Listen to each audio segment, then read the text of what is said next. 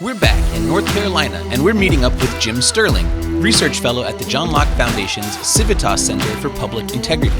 Jim is an elections expert, and he agreed to chat about election security, election fraud, and of course, get some pizza. We're back with another season of Policy Pizza, the show where we take you behind the scenes with the people who make public policy work. Some of the biggest things that affect all our lives are the ideas that end up in front of decision makers in business and government. So how do we get these super smart people to spend a few minutes with us? That's easy. Pizza. Each week, we'll sit down with an expert and find out about some of the most important ideas that are helping to make our world a better place.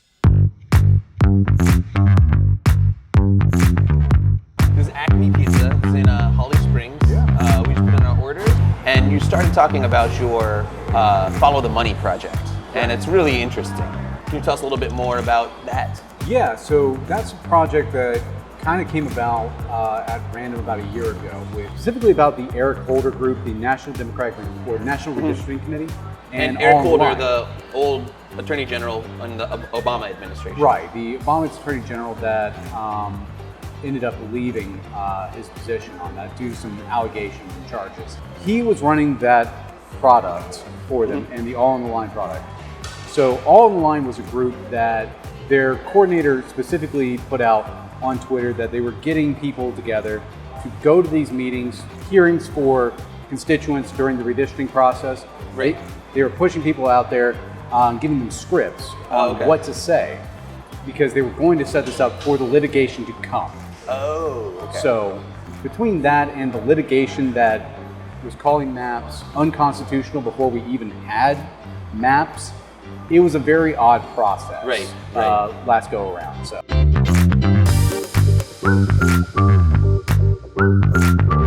Yeah, and tell us a little bit about, I know it's really complicated, but tell us a little bit about the map making process and redistricting and what goes into those changes when they have to be made.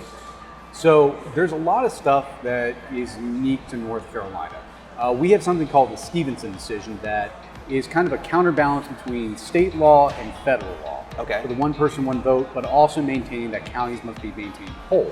Okay. So that's how we have like such strict criteria that's for redistricting. Basically, counties have to be clustered in a way that they first match a 1 district, 2 districts, 3 districts, and then spread out from there on that. So that's why you get these clusters for the House and Senate maps. Okay. The congressional maps are a little different. They don't necessarily need to follow the Stevenson criteria. Okay. But we do have to maintain that if a county can maintain a congressional district, it does. Okay. So that's how you get away from the tendrils that have been in there before. Like the maps that were like the snake for the 13th, that led all the way down to Charlotte and past. So those are the kind of rules that we look at, kind of figure out best practices for redistricting. We actually came out with something recently with me and Dr. Andy Jackson with the Civitas Center, talking about good practices for redistricting and what those likely districts would look like for the Senate and Congress. What are some of those best practices that you guys would say, like if what would be your advice to the legislature or whoever's drawing the maps? So maintaining, one of the big things we added in here was a municipal practice for the congressional maps. While you should also maintain the county, you should also take consideration into the 10 largest municipalities in North Carolina and trying to maintain those as whole as possible, since they are essentially a community of interest, which is one of the bigger criteria for redistricting as a whole. Okay, and what does community of interest mean? A community of interest can be something like a farming community, if agriculture is a big part of that community, or there's a central location like around the lake or around a general area that is better than the county. Sometimes that can be a reasoning for that. Okay. As long as it meets the Stevenson criteria. And that's kind of like to make sure that people who are lumped together in a group of voters actually share some geographical or that's the commonality. That's the point of a representative. Like your congressional representative, your state level representatives, they're there to represent a community of interest. That's kind of the entire purpose of a representative to begin with, is someone who represents their community. So if somebody's in one part of the state and another part of the state, and we just draw some crazy map to link those people together for whatever reason, that might not be. Yeah, I've seen a number of people say that all districts need to be competitive. Well, that's great and everything, but that's not necessarily why we have representatives. Right. We have representatives to represent their local community. Parties are just something that has naturally come about. Right. So it wouldn't be a good argument to say like, oh, all the districts should be pretty closely divided by our current political parties, and then that's fair. Yeah, it's not how that works. Yeah. Because you get those tendrils and effects that don't represent any kind of community. They represent politics, not a community. Right. And that is not the purpose of a representative. Right. And that's where I think people really don't understand this. And why it's becoming such a almost toxic view of politics. We used to have a lot of things where you'd see people cross lines and be able to focus on issues that are relevant to their community. Democrats in rural communities would be more focused on things within the rural communities, and Republicans in more central or urban areas would focus on those central and urban area issues. But now party lines are strict, and adherence to them seems to be a bigger focus for people than anything else. Politics and parties have become people's identity. Right. And once that becomes your identity, there is no longer a debate. Yeah.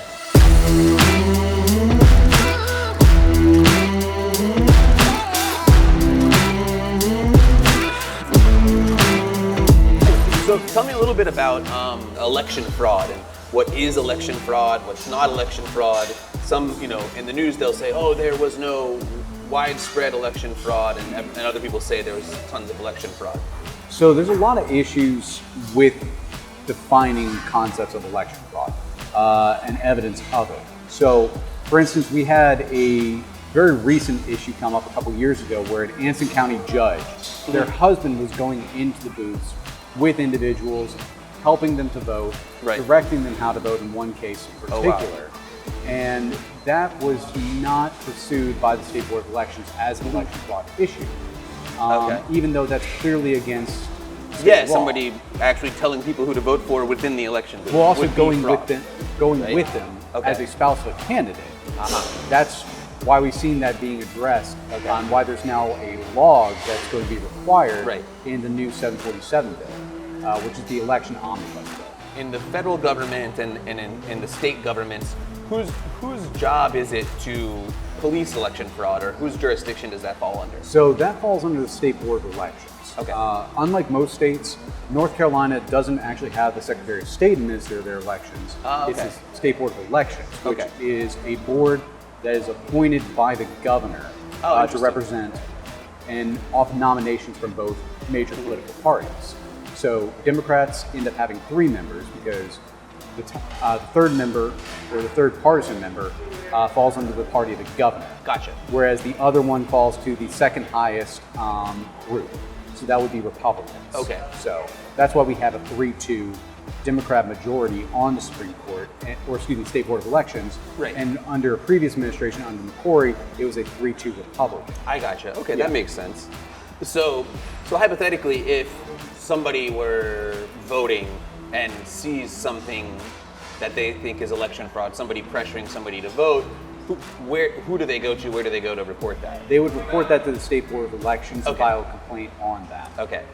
You usually go through like county board or directly to the State Board of Elections for various issues depending on the level. Okay, and then it's pretty much just up to the State Board of Elections to decide whether or not to pursue that, or? Yeah, they have sole authority on that to oversee it. And prior to the new bill that was passed, they didn't have to defer those cases over the State Board of Elections. Now they will likely need to, or they will be required to, move those over to the State Board of Elections, or the SBI to investigate. Yeah, so the State Board of Elections can ask the SBI to go look into something, and say if they decide not to, then what happens? It dies. Wow.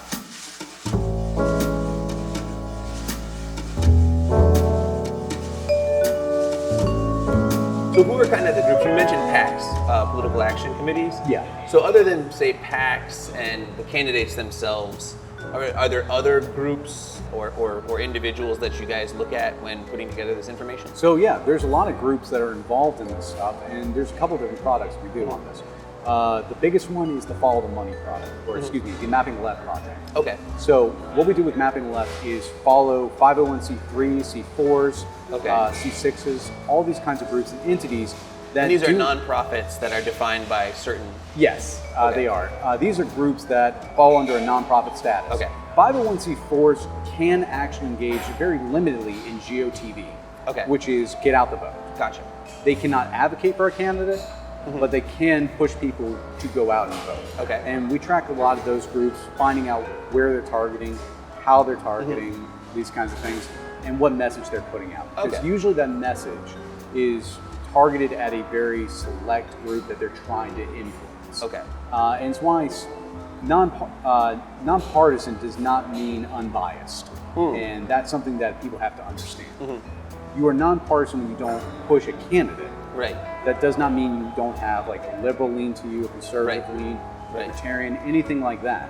You can have those. Yeah. The other group that we track a lot of is the county parties and or state parties. Okay. Since they actually put a good amount of money into these races as well. Okay. And they can receive unlimited contributions. Okay, gotcha. So a lot of people will put more money into the state party because they're pushing these candidates out. Gotcha. But they cannot earmark it. Okay. And that's where several people have gotten in trouble, is where they try to earmark funds specifically to a candidate to subvert campaign finance law. Ah, okay. Oh, nice. Yes.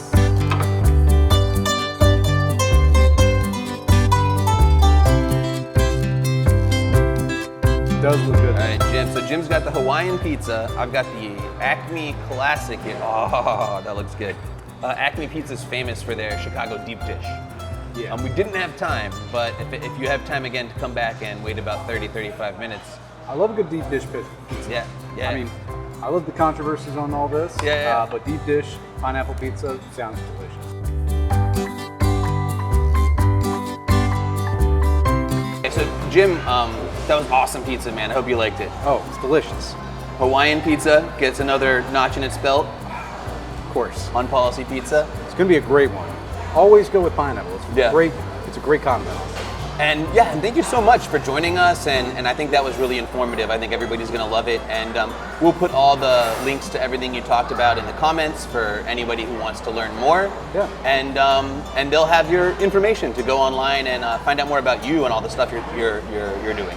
Yeah, if they're interested in election finances or campaign finances, we're going to be putting out a bunch of different items on that, tracking reports as they're coming in throughout the year. So we'll hope they'll look forward to that. All right, well, thanks for joining us. Yeah, thank you. If you want to read more about Jim's work on election security and election data, visit johnlocke.org. And don't forget to hit subscribe, like our videos, and share. And we'll see you next time on Policy Pizza.